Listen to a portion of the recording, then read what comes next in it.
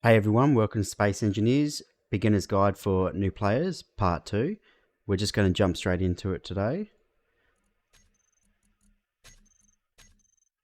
Right, so in Part 1 we explained all the basics that you're going to need to survive. Just go back to my Part 1 video if you have not watched that yet. So today we're going to talk about thrusters. So we'll start with thrusters. So we have three types of thrusters. You have your ion thruster, you have a small and a large. When it comes to small grids though, this is just large grid at the moment. Small grid you have a small and a large as well, but they're obviously a lot smaller. Right, so ion thrusters, they work mainly in space. They do work in low atmosphere, but you only get like 30% thrust from them. It cuts it insanely bad. They do work, but very small amount. You have your atmosphere thrusters. Same with your small grid as well. You have a large and a small, but obviously a lot smaller. These they only literally work in atmosphere, hence the name. And you have your hydrogen thrusters. Same with small grids as well. Hydrogen thrusters work both in space and atmosphere. The most powerful thrusters, but they do require hydrogen to be able to run, and they chew through a lot of it. So we'll set up a system for the hydrogen thrusters, so I can show you how they work. Your ion thrusters though, and your atmosphere only run off power and power usage, which I'll explain as well. We'll go with the hydrogen first. So your hydrogen thrusters have 5 connection points for your conveyors, which we went through in part 1. We'll grab that in. So you can place any block you want on these, your junctions, your tubes, whichever one. So your middle is usually your main connection. Let's just say I put a junction on there and chuck a few tubes in, and then we'll chuck in a hydrogen tank.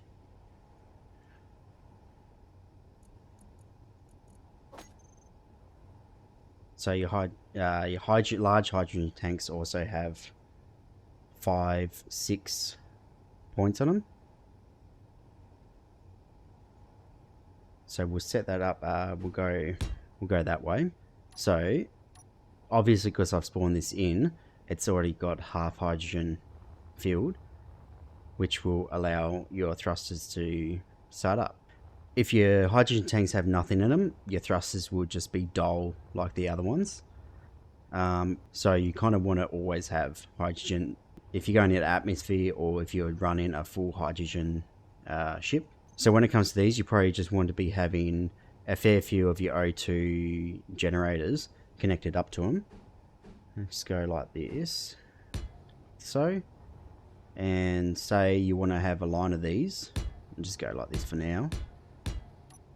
So the more O2 generators you have, the quicker it's going to fill up, and the more you burn your hydrogen thrusters, the more fuel gets used, and hence the multiple O2 generators will just keep it full at all times, which will also need ice to just keep it going. So if you have a lot of ice, you're basically right, as long as you don't use up more than what you're chewing through. You kind of just got to make sure you're keeping an eye on your hydrogen as you go.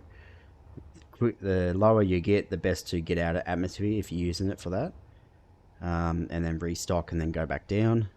With your side ports, you can always add extra thrusters.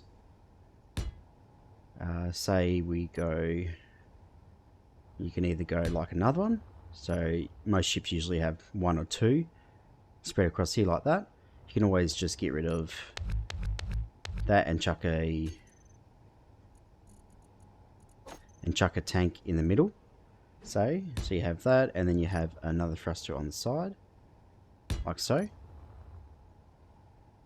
But then having them like this, you're leaving your tank open for exposure to weapons. If your tank blows up, especially in survival, while it's got hydrogen in it, it will be one big explosion, which you really do not want, especially if it's powering your main thrusters. So I suggest usually having your thrusters in back a bit like this, covered with armor for maximum protection. Otherwise, you'll be in deep shit. Other ways you can do it is, say you're having this is just one main thruster, you can have small thrusters coming off the side, like so.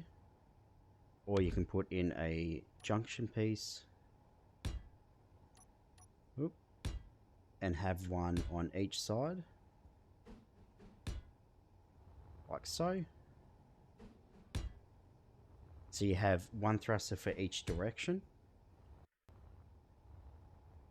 And then you can do it on the same on the other side. And then you can do it the same on the other side. So then that covers all directions, back, forward, side, up, down.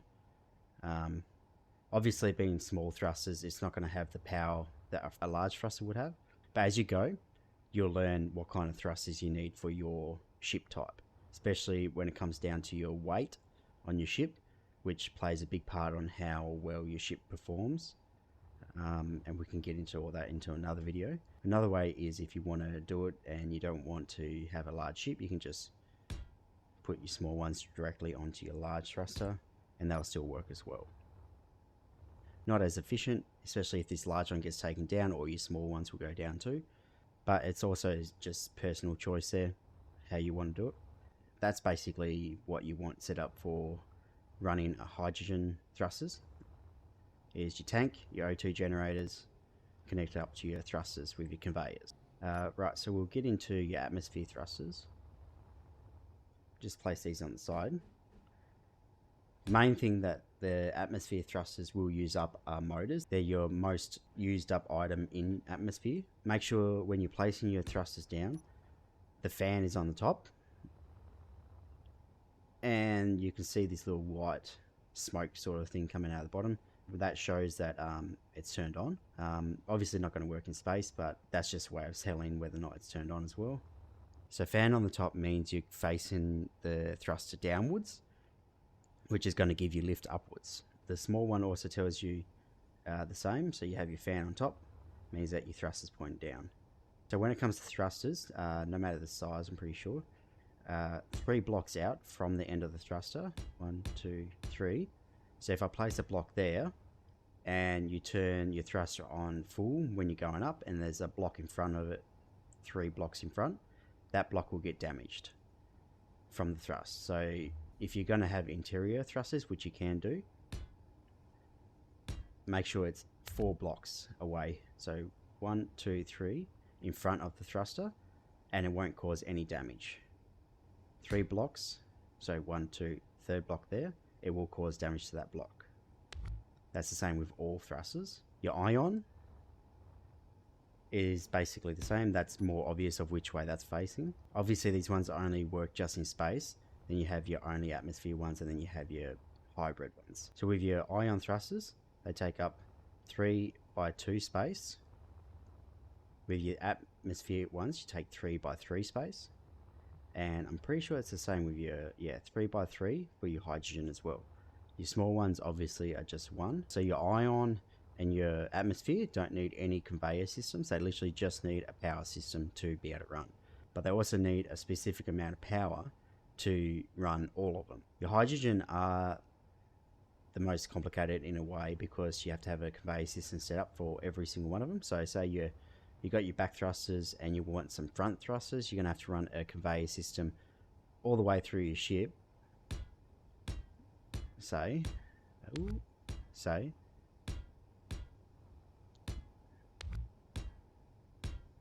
that's the front of your ship here, and you want a thruster there, so you're going to have to run a conveyor system through into that thruster there. So you've got a conveyor system through the middle of your ship to run the front thrusters or side thrusters as well, which you can also set up another tank at the front of your ship, but then you're also going to have to connect that to separate O2 generators from the back ones to be able to power them and refuel them.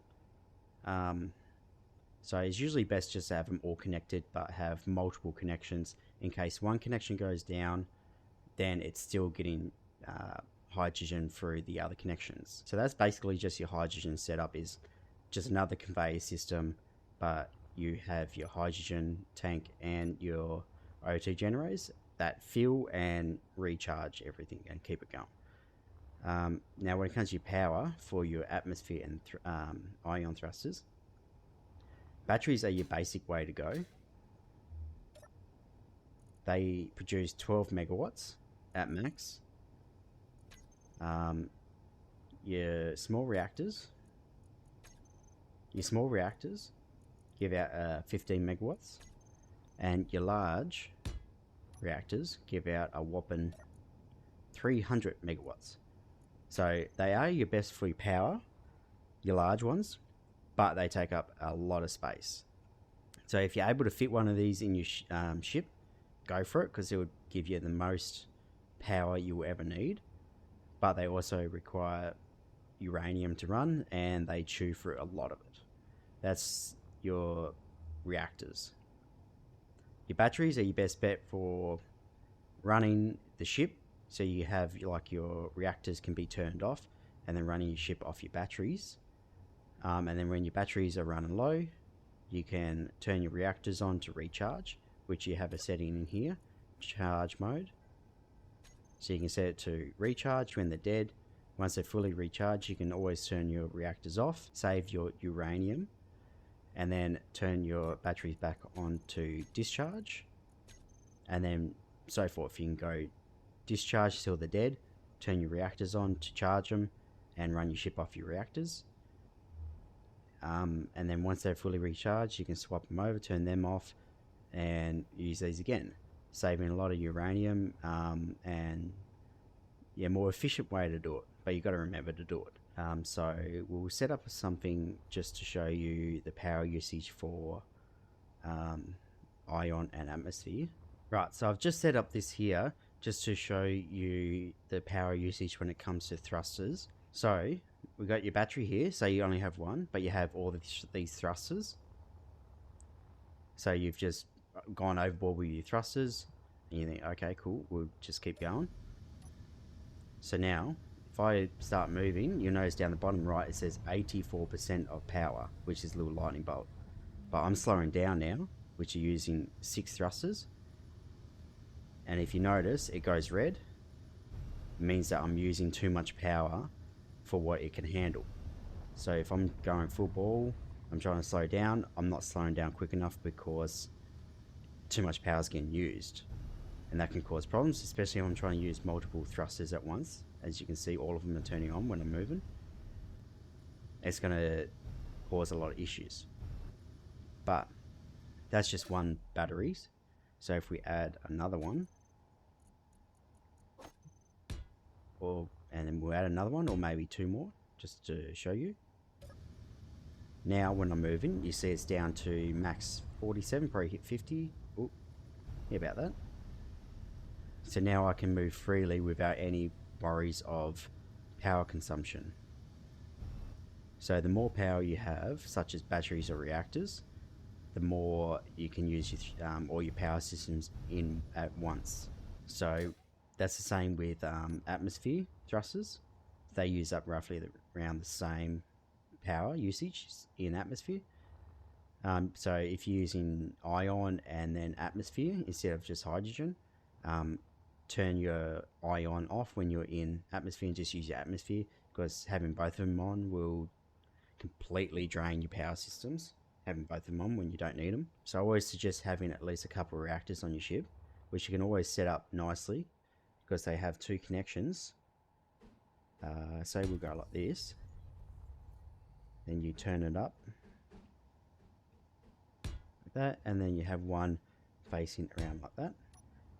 So you have a little L shape, and then you can have a junction here moving across, and possibly another 3 around there, and then you can have it splitting off to something else.